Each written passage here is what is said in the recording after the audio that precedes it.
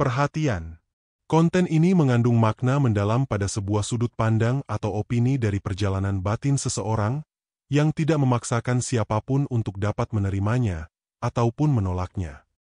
Anda mungkin tidak mengenal Tuhan itu siapa. Dia ada di mana? Bentuknya seperti apa? Anda hanya mengenalnya lewat pendahulu Anda. Mungkin itu adalah orang tua Anda atau guru Anda. Pendahulu Anda juga mengalami hal yang sama, yaitu dari pendahulunya, atau bisa juga dari informasi dari kitab suci, atau dari hal-hal lain, dan demikian seterusnya. Anda tidak mengenalnya, bahkan tidak tahu yang pasti Tuhan itu ada atau tidak. Kemudian banyak yang mengajarkan kepada orang lain untuk mencintai sesuatu yang dia sendiri belum pernah tahu. Atau mungkin klaim-klaim sepihak bahwa seseorang merasa sudah bertemu Tuhan, dijamah Tuhan, atau melihat Tuhan, dan bisa jadi itu adalah imajinasinya sendiri. Sahabat, karena Anda belum tahu dan orang-orang sebelum Anda juga tidak tahu, maka untuk dapat mencintai sesuatu yang Anda sendiri tidak mengetahui apakah itu ada atau tidak, maka pendahulu Anda harus membuat cerita yang meyakinkan sehingga apa yang disebut sebagai Tuhan layak untuk dicintai. Tentu saja cerita ini akan berkembang menjadi sangat superior karena harus ada alasan mengapa ia layak dicintai, dan ini terjadi hanya kepada Tuhan. Kita bisa berpikir sejenak dengan pertanyaan berikut. Dapatkah Anda mencintai Tuhan tanpa alasan?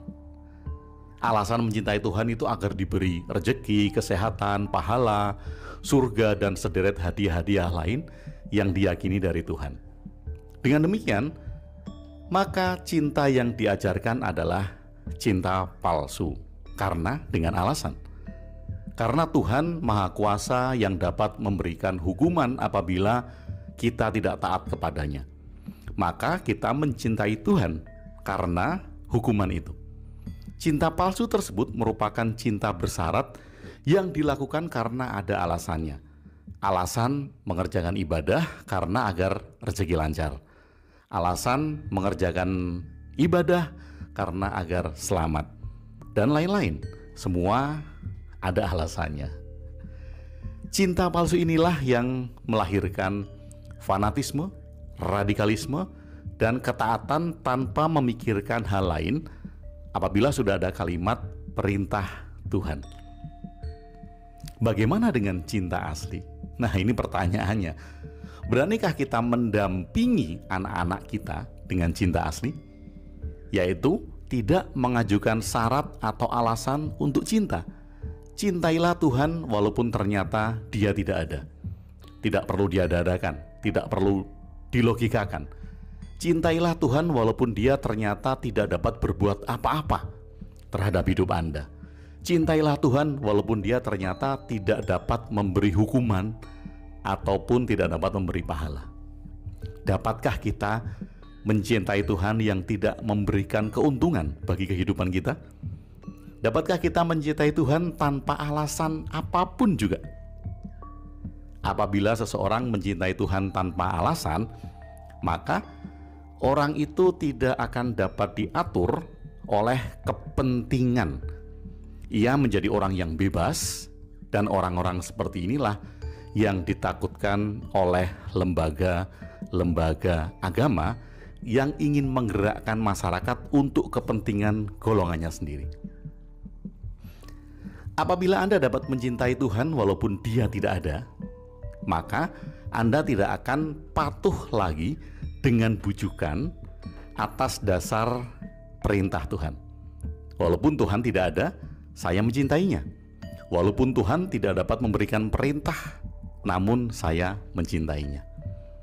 Cinta asli seperti inilah yang melahirkan manusia alami dan manusia bijaksana, yaitu manusia yang tidak memilih, tidak memilah dalam kehidupan, dan dia menjalani semua hal yang hadir dalam hidupnya.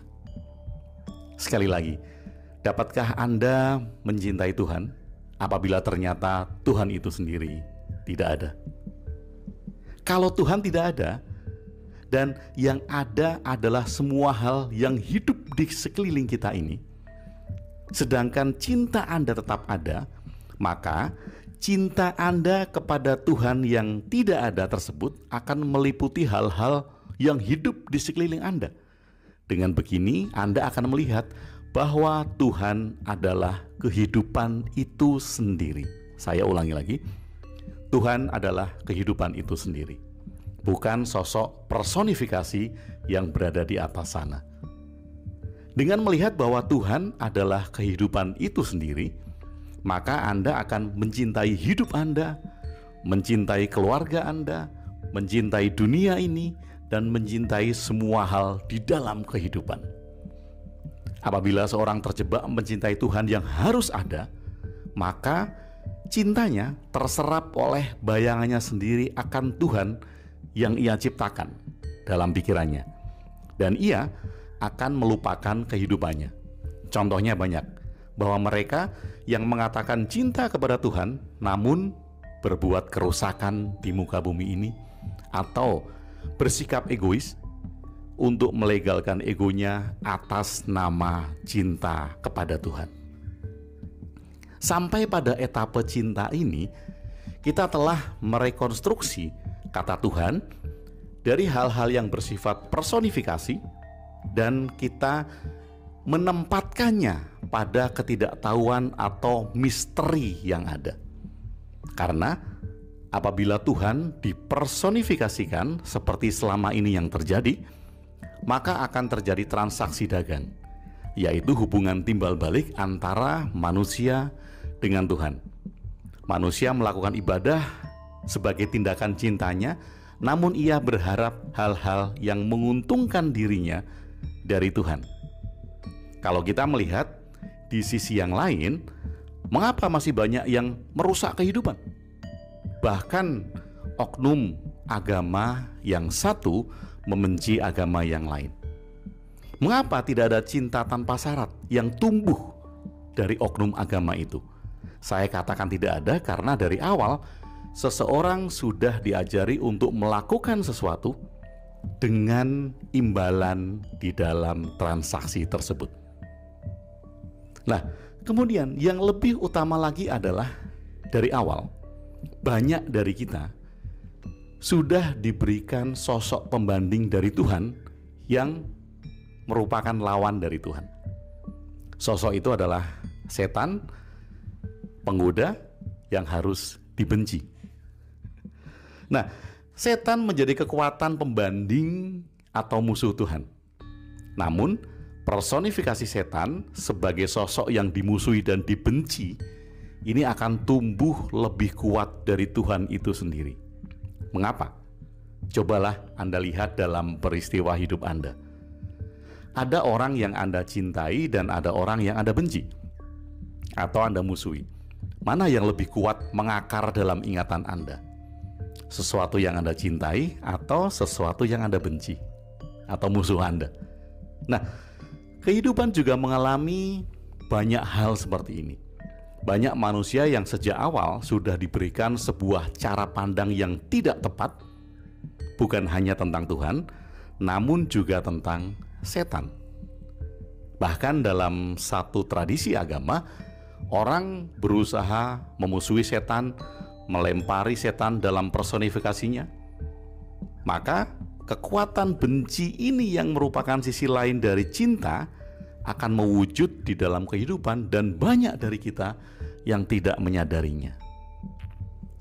Sahabat, di akhir video ini mari kita bercermin kembali dengan pertanyaan ini lagi. Cintailah Tuhan walaupun ternyata Dia tidak berbuat apa-apa terhadap hidupmu. Cintailah Tuhan walaupun Dia ternyata tidak dapat memberi hukuman ataupun pahala kepadamu. Cintailah Tuhan tanpa alasan, cintailah Tuhan apa adanya. Terima kasih sudah bersama saya, Agung WB. Salam cinta dan bahagia.